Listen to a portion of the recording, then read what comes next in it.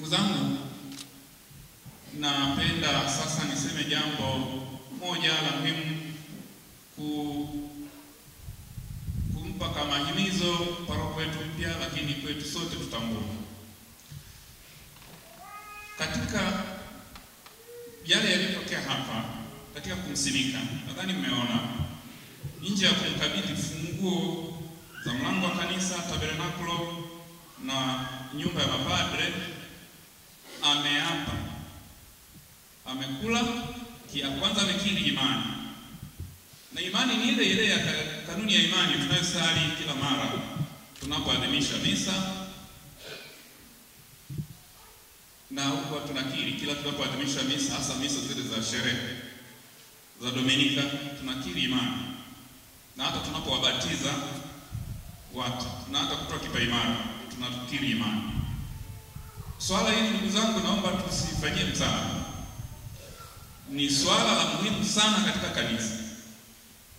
Kanisa linaamini, na hata ninyi si mlishiriki pia, hata waskofu wangu, yaliyofanyika si haya ya mawili. Nilikiri imani jioni ile wakati wa Vesper, na nikala kiapo katika kusimamia mambo matakatifu ya Mungu. Kwa hiyo kanisa daima linaangalia sana imani ya kanisa Katoliki na muunganiko wa yale tunayoyafanya na Baba Mtakatifu,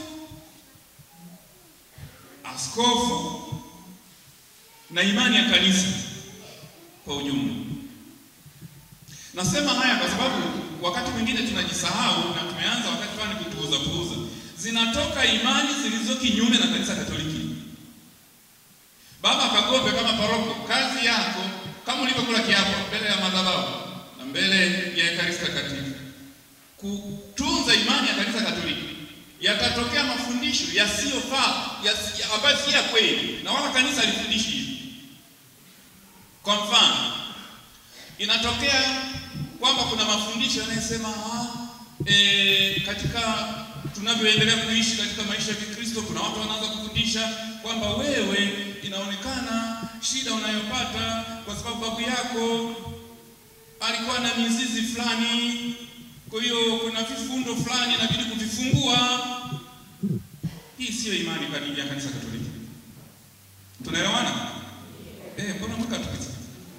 Hiyo sio imani ya kanisa Katoliki na si mafundisho ya kanisa Katoliki.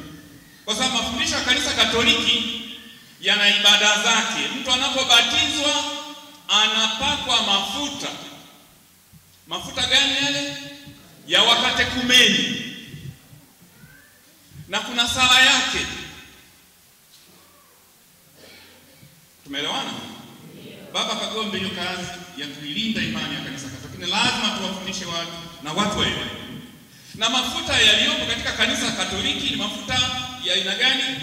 Kuna mafuta ya wakatekumeni, kuna mafuta ya wagonjwa, halafu kuna mafuta ya Krisma.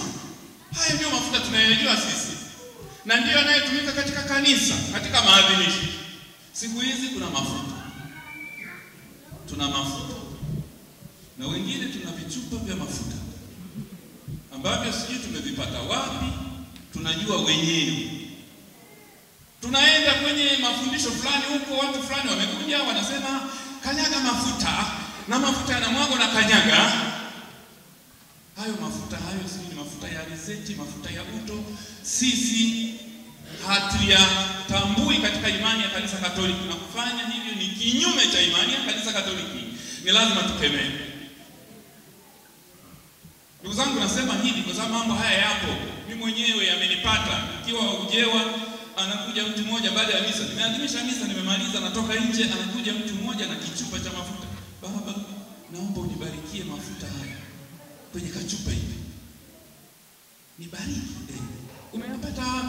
Mama mmoja yuko pale anauza. Ametandika kabisa nje ya kanisa, nje ya kanisa la parokia. Ametandika chini na anauza. Shilingi 5,000 kachupa kapu namna hii. Yameandikwa mafuta ya upako. Hiyo sio imani ya kanisa Katoliki. Imani ya kanisa Katoliki haiuzi mafuta ya aina hiyo yanayouzwa. Imani ya Kanisa Katoliki haiuzi maji ya baraka yale mnayonunua huko.